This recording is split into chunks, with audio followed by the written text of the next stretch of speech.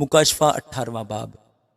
ان باتوں کے بعد میں نے ایک اور فرشتہ کو آسمان پر سے اترتے دیکھا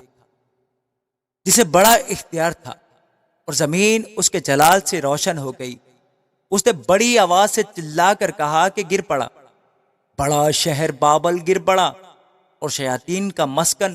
اور ہر ناپاک روح کا اڈا، اور ہر ناپاک اور مکروہ پرندہ کا اڈا ہو گیا، کیونکہ اس کی حرام کاری کی غضبناک مے کے باعث تمام قومیں گر گئی ہیں، اور زمین کے بادشاہوں نے اس کے ساتھ حرام کاری کی ہے، اور دنیا کے سوداگر اس کے عیش و عشرت کی بدولت دولت مند ہو گئے۔ پھر میں نے آسمان پر سے کسی کو یہ کہتے سنا کہ اے میری امت کے لوگو، اس میں سے نکل آؤ تاکہ تم اس کے گناہوں میں شریک نہ ہو، اور اس کی آفتوں میں سے کوئی تم پر نہ آ جائے، کیونکہ اس کے گناہ آسمان تک پہنچ گئے ہیں، اور اس کی بدکاریاں خدا کو یاد آ گئی ہیں۔ جیسا اس نے کیا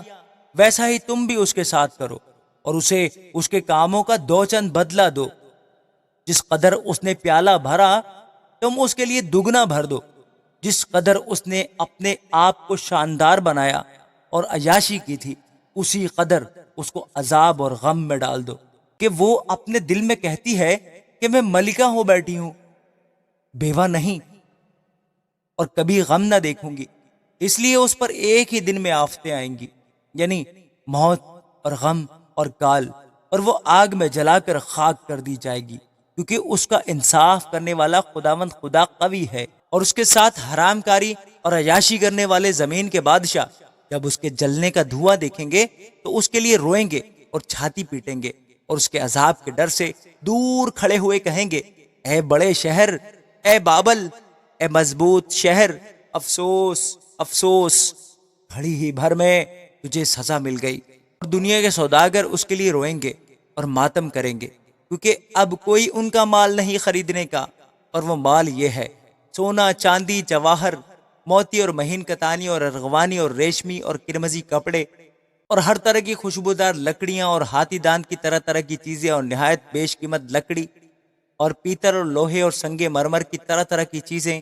اور دار چینی اور مسالے، اور عود اور عطر، اور لبان اور مے اور تیل اور میدا اور گیہوں، اور مویشی اور بھیڑیں اور گھوڑے اور گاڑیاں اور غلام اور آدمیوں کی جانیں۔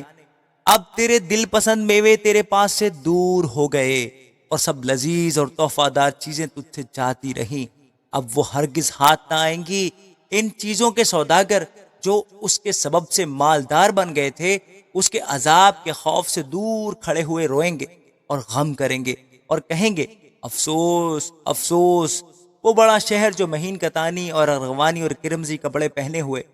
اور سونے اور جواہر اور موتیوں سے آراستہ تھا، گھڑی ہی بھر میں اس کی اتنی بڑی دولت برباد ہو گئی۔ اور سب ناخدا اور جہاز کے سب مسافر اور ملاح اور جتنے سمندر کا کام کرتے ہیں، جب اس کے جلنے کا دھواں دیکھیں گے تو دور کھڑے ہوئے چلائیں گے اور کہیں گے، کون سا شہر اس بڑے شہر کی مانند ہے،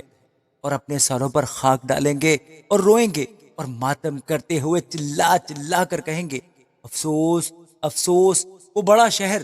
جس کی دولت سے سمندر کے سب جہاز والے دولت مند ہو گئے، گھڑی ہی بھر میں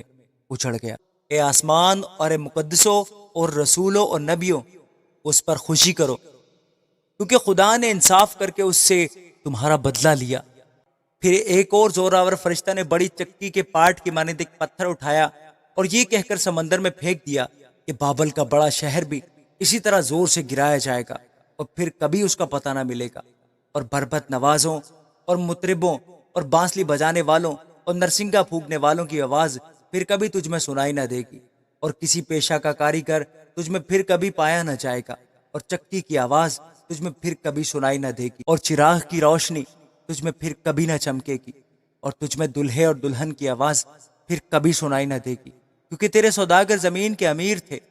اور تیری جادوگری سے سب قومیں گمراہ ہو گئیں، اور نبیوں اور مقدسوں اور زمین کے اور سب مقتولوں کا خون اس میں پایا گیا۔ آمین۔